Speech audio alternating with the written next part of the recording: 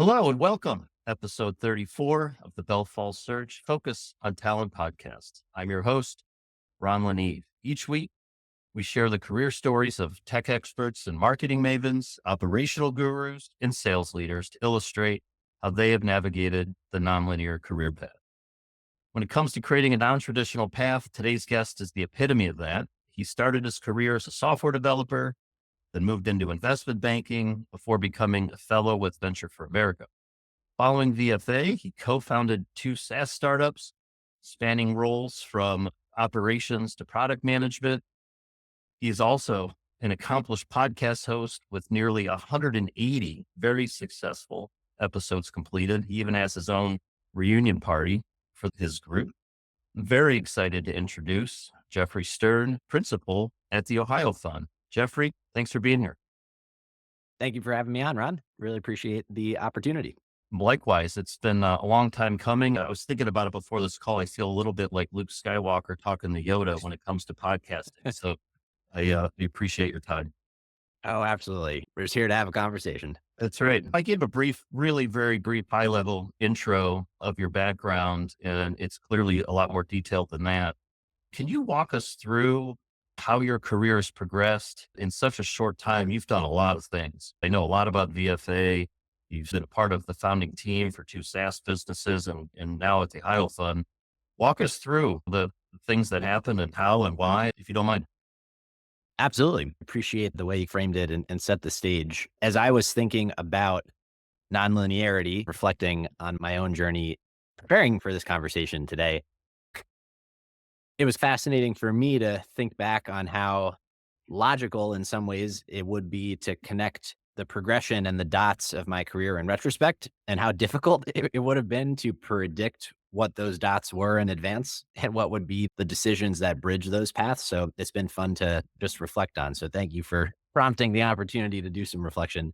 I could go back earlier than college even to dig through some of the origins of my interests and curiosities that have guided me through the career. But college was really the first time that I ever explicitly thought about, I think, the path of my career and how that path may diverge going forward, and really the endless set of possibilities that could result from different decisions.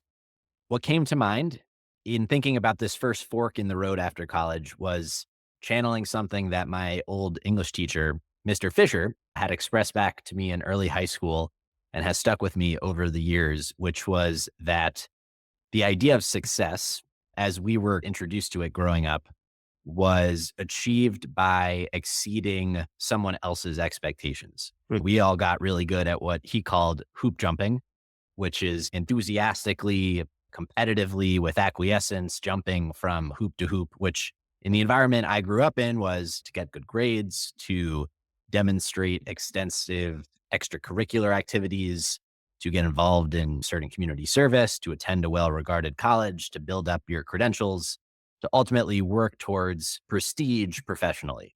The challenge, which I feel very lucky to have reconciled with early in my life, because I've come to understand it manifests much more commonly, I think, in the form of a midlife crisis, it is related to those set of expectations and fulfillment generally. And so I call it my quarter life crisis. But it was coming to understand that those expectations are the expectations of others, that they're not really your own expectations that you set for yourself. I had enough exposure playing for the validation of others and the external markings of success that I realized the path, and you mentioned the investment banking and traditional software development, that those were not going to be my path to fulfillment. But what I came to understand was that I didn't know what I actually wanted to do. In lieu of knowing what I really wanted to do, the internal compass I used as a proxy to try and help me guide down this path was curiosity, constantly trying to seek a true north of learning, and optimizing for that as much as I possibly could at the highest velocity I possibly could, and came to believe that the best career decision I could make at that point in time was to take on career risk before I really had a career to risk. The best way that I had come to learn was to learn in practice. was to take on ownership, was to be held accountable, was responsibility within an environment that gave you the highest frequency of feedback loops. My intuition was that building something, entrepreneurship, was the best way to do that. And that's ultimately what drew me to Venture for America and away from kind of those well-trodden professional career paths after college. As VFA was really purpose built for those who had come to that sort of realization, who maybe were entrepreneurially inclined, but without the full set of experience at that stage in their career to start something. Did you find VFA on your own or did it find you? What was that connection? Just curious, because I've worked in companies where we've recruited VFA fellows and have had lots of success from it. So I have a knowledge of how VFA works pretty firsthand, but what was your intro to it? It was, and maybe not surprisingly in the spirit of this podcast, was my mentor from my investment bank, who was actually on the board of Venture for America. And through talking with him and going through this quarter life crisis that we just explored, was the one who suggested perhaps you should actually look at this direction. I hear what the problems that you're encountering. This could be a great path forward for you. So was VFA the introduction to, I think it was Vodem was the first founding role you've had with a startup company from LinkedIn. Was that the path to that? Yeah, Venture for America was both my path to Vodem and to Cleveland overall, where I had really no ties prior, familially or otherwise. How did you get in the Axuall? How did you help co-found that business? The short of it is that Vodem, like many startups, didn't ultimately make it. In the aftermath of winding down what I had spent the last 3 years working on prior, I did a bit of soul searching and trying to figure out what I wanted to do next. And it didn't quite this time feel like a crisis in that I had come to understand that I loved the company building process through which my time at Vodem, we had gone from 0 to 70 people and a few different life cycle stages of the company, from really no product existing to out there in the wild, production environments, working with secretaries of state as our customers in solving what to me were very important and fulfilling problems to work on. Coming out of it, I didn't have an idea though of what I wanted to build. Other than that, I wanted to build something. And so what I did over the course of that summer, and this was in 2019, was I actually set out to meet as many local founders and CEOs in Cleveland as I possibly could, to get a sense for who they were as people, what motivated them, what inspired them to go and work on whatever set of problems they were trying to solve, and some of the tactics of the company building process that they had gone through. Ultimately, from there, to explore the possibility of working with any of them in a more formal capacity. And that was really the origin of both the podcasts that I ended up doing. And we could talk about that. But one of the founders that I had met through that exercise was Charlie Lougheed, who had really become, at that point, a very successful entrepreneur who had just exited his last company, a company called Exploris here in Cleveland, which he had sold to IBM, became the Watson Health platform, and found himself at a similar liminal state of exploration and trying to figure out what he wanted to work on next. Lucky, who was my partner and head of engineering at Vodem before, the three of us had joined forces at that point in time over that summer when we were all trying to figure out what to do next. And ultimately, Axuall came out of a series of conversations that were had with the chief medical officers that Charlie had worked with prior at Exploris, and asking them very simply, actually, what problem they wanted us to solve. And a sufficient number of them mentioned credentialing and privileging, which we didn't have a real grasp or understanding of what that actually meant. But that was the direction that Axuall set off in trying to build a company around. You mentioned curiosity, which is, through my experience in having these conversations with Yep. entrepreneurs, through probably the tens of thousands of interviews I've done over my career with everybody from new college grads to very experienced people, I'll say one of the biggest differentiators is curiosity by far when it leads to ultimate success and willingness to take risks. Is that something that was just innate in you and who Jeffrey Stern is? Is that something you developed over time? Was it from your mentor, the English teacher? How is that something you either have or you don't? Can you develop it? clearly you had it, but you also worked on it, right? The way the lay of the land came about with those interviews, just going out and interviewing CEOs, um, was pure curiosity. Tell me a little bit about that. If people develop that if they don't have it, what's your opinion? I think like most traits or characteristics, it's probably weighted more heavily in some than in others. And my framing of it in can you cultivate it is absolutely like I definitely think you can. I'm reminded of a story. It also brings me back to middle and high school. But there were two kids in my class, in my math class specifically, who were maybe 5 to 7 years younger than the rest of the class because they were just excellent at math. What I remember taking with me from their presence in this class was that there are some times in life where no matter how hard you work on something, that you are simply not going to be a fraction as effective as other people to whom it comes naturally. That was like also quite a humbling and valuable reality to understand that at a pretty young age. No matter how hard I worked at math, no matter how much I enjoyed it or how curious I was about it, that would not be enough.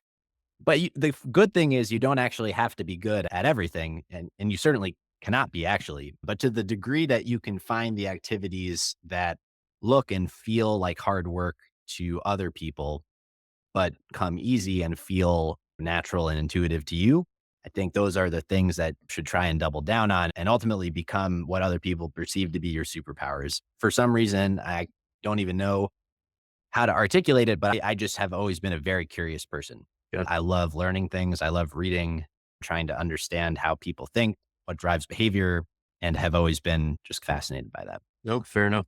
I appreciate that. Let's fast forward to the Ohio Fund, where I know you've just recently started there as a principal.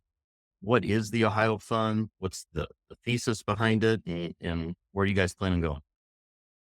Yeah. So we fortunately just recently had our first close for $108 million to invest in and across the state of Ohio. The thesis, as best as I can put it, is tethered to the idea that Ohio right now is quite positioned to ride the structural trends that are forming the waves in the metaphor of waves of the day. So when you think about this growing desire for domestic, secure, robust supply chains, the infusion of software into hardware, that climate change is driving the domestic manufacturing of a broad spectrum of clean economy goods. Think about EVs, that you have this kind of steadily growing demand for energy, catalyzed by a bunch of things, but topically, the kind of exponential growth of artificial intelligence right now Really? and the cost declines of compute and the kind of mass manufacturing of data centers and chip manufacturing, which all require a bunch of energy. Layer on the economic incentives of some of the federal regulations, the IRA, the CHIPS Act, that all provide both carrots and sticks to reshore and develop these manufacturing capabilities locally. On top of a recognition of the importance of climate resilient geographies and even natural resources like water, which we have quite in abundance here in Yep. Ohio. Yep. So if you believe that Ohio is well positioned to benefit from these structural trends, the Ohio Fund is set out to be a vehicle to ensure that we can actually fund and invest and support this set of opportunities that will allow Ohio to realize those benefits. It's not a given that those will just happen. You actually need a catalytic force to activate that whole set of opportunities Yep. and bring together the companies, institutions, the people all across the state of Ohio who could actually make that happen. To me, the Ohio Fund is that activation energy. It is the catalytic force. It is inspired in a lot of ways by Temasek, which is Singapore's sovereign wealth fund, formed about 50 years ago with a similar amount of capital that today is investing with over $400 billion under management. That was a place-based fund. And the Ohio Fund has a similar broad mandate in the set of investment opportunities that we are able to participate in, tethered to this place-based Ohio-centric thinking. Understood. What's your role going to be? The team is mighty, but small at the moment. So there's only a few of us. We are all hands on deck on all things. My focus going forward as we get our infrastructure set up and our feet beneath us, and as the dust begins to settle, will be, really focused on investing, figuring out deal flow, diligence, and doing some of the thinking and work around how do we emulate some of the community building exercise that I've got to do as a hobby that maybe now can become work through Lay of the Land, and begin to stitch together the network across the state and amplify the storytelling that we do in parallel to the projects, companies, people that we are investing in. I wish you the best of luck with that. And it's exciting as a homer here in Ohio and in Cleveland to see this initiative with the people behind it, especially come to fruition, and look forward to seeing its success. So congrats and good luck. Let's switch gears to talent a little bit. Through your podcast, like you said, you've interviewed a lot of CEOs and entrepreneurs. I know because I've listened to you, you've interviewed a few recruiters like myself. You've started up companies. What would be your suggestion to individuals right now on the verge of graduating, or let's say earlier in their career, around how to think about what's next, how to position themselves to be opportunistic with new roles coming forward? It could be a focus from a technology or niche perspective, could be, to your point, just be more curious. What's your take on helping that cohort get ahead? I don't know that I've reviewed as many applications as you probably have in your career, but I'm well over 1,000 and have interviewed probably many hundreds at this point. To me, there are some very clear things that stick out to me as differentiators as part of that process.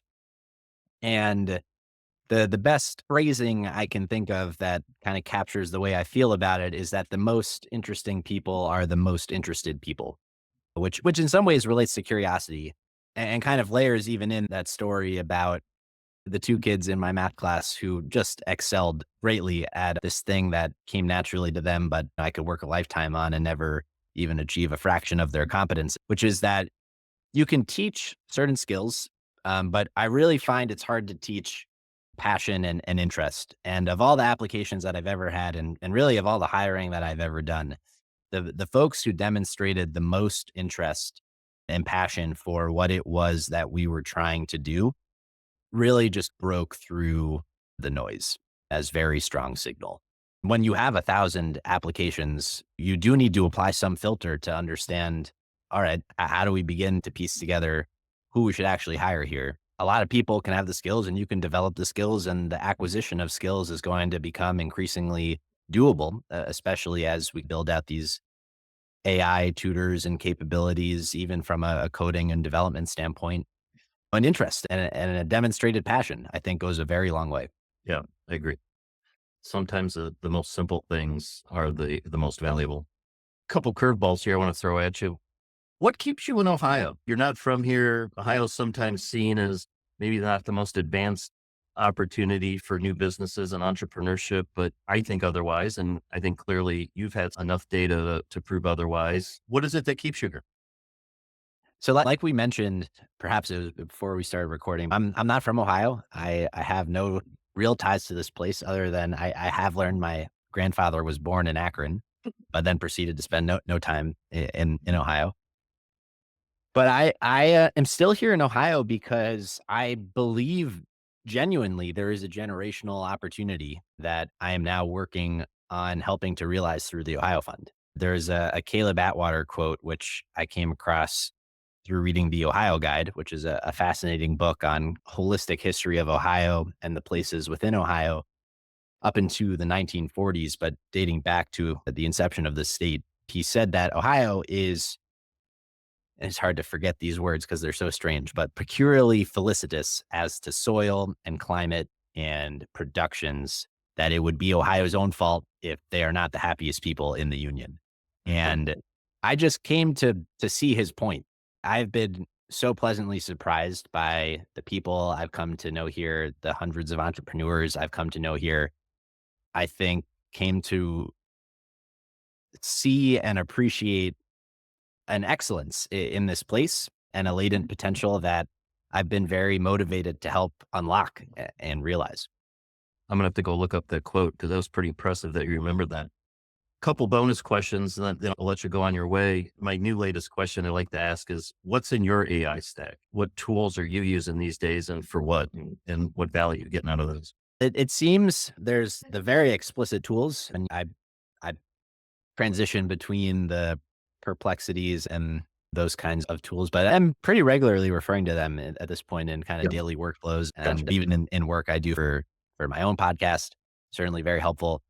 But I think where I've thought about AI in application most profoundly is in its ability to help us realize productivity gains from the manufacturing perspective.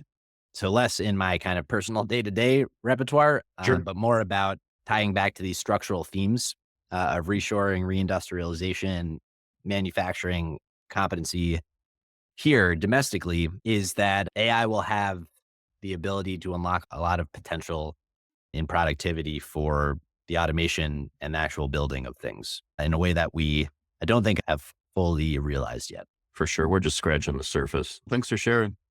We appreciate your time. This has been a good chat, and it's been a pleasure finally learning more about your background. And thanks for sharing everything. I can't wait to watch the Ohio Fund take off, and hopefully we'll get a chance to talk again in a few months when you have a couple more wins you want to talk about. Absolutely. I sincerely appreciate the opportunity to share a bit of my story. I'm happy to reconnect at any point. Thanks, Jeffrey.